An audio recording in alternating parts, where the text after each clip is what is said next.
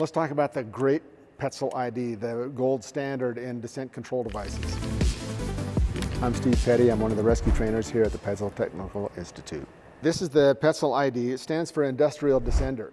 We came up with this a number of years ago as an analog to the Gree, which a lot of people like to use for rappelling, but this is an industrial version that allows you to rappel safely with a heavier load or to lower with a heavier load. Let me just show you how the ID works. There's a cam inside that's operated by this handle. This handle has a spring in it, so it automatically returns to a lock position when you let go of the handle.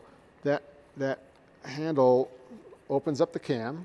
So let me show you how it works with a rope loaded into it.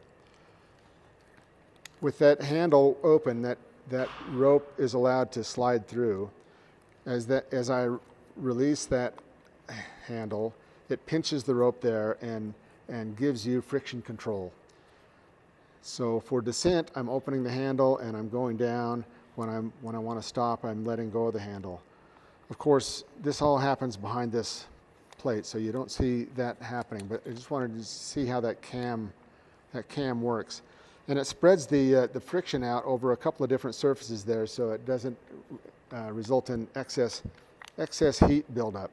The other little feature here is an anti-error catch. If you, for some reason, loaded the rope incorrectly, let's show. We don't like to show mistakes, but if you loaded the rope incorrectly and then and started a descent, I'm attached to this here.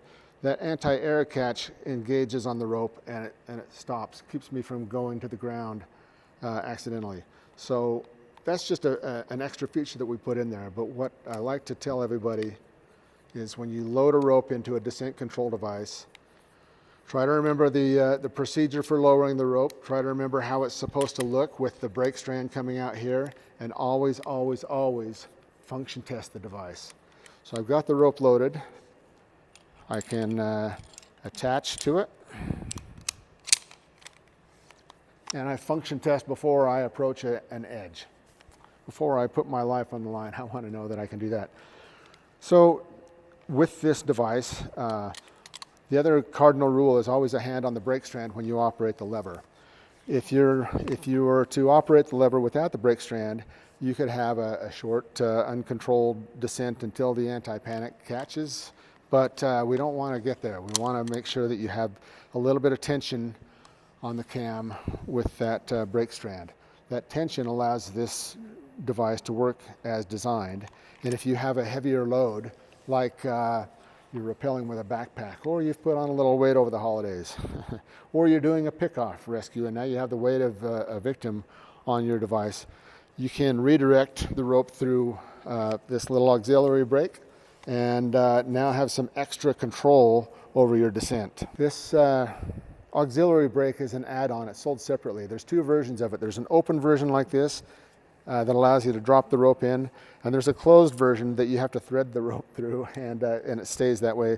The JAG Rescue Kit is an example where we have the closed brake and the rope is semi-permanently installed in there, and it just stays that way. With that, the ID comes in two versions. There's an ID evac that has a shorter throw on the handle. Instead of coming all the way around to pull down here, it only goes a quarter of the way. So it's really meant to work from an overhead anchor instead of off of your harness. The ID evac works up here, and the load is down here, and the handle only goes a 90-degree throw as you lower someone off of an anchor. And then the ID comes in a version for 11mm ropes, which is color-coded gold, and it comes in a version for 12.5mm ropes, which is color-coded red. You can get all three versions of the ID at rescuedirect.com.